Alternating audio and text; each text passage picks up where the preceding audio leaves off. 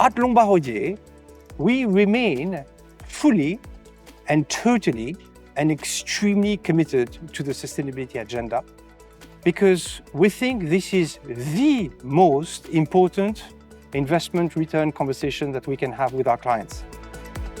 So if people would only take one thing away from today, it would be that our vision of sustainability is based on economic logic, not hope. We are immediately rooted in what is there a pain point on and how can a company affect that pain point and drive a system change. There's a lot of examples of big system changes, as we like to call them, that emerge often in response to some of these pain points. We're talking about electrification, decarbonization of power generation. In industrial and material systems, we're probably talking about a rising bioeconomy. We're actually talking about the most exciting, energetic, inspiring missions, and that by design requires, energy, hope, but also new economic framing. Clearly in the US, you've got the tide turning back on sustainable investment. And yet at the same time, Texas, for example, is one of the biggest solar farms in the world. Ultimately, what we're talking about today is economic change. We're talking about large-scale economic change.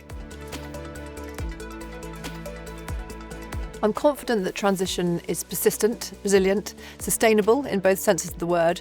I think one of the things that's really important to remember is, investing is supposed to be for the long term. We continue to see high-profile allocations into this space.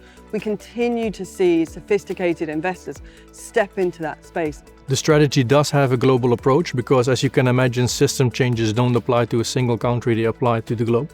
So we invest in Asia, in Europe and Africa, North and South America, because these are really where ultimately these system changes will proliferate.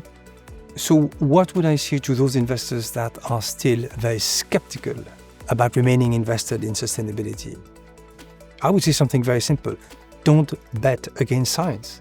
We cannot go on like this, and therefore it is our firm belief that we will end up in a net zero, nature positive, socially more constructive economy.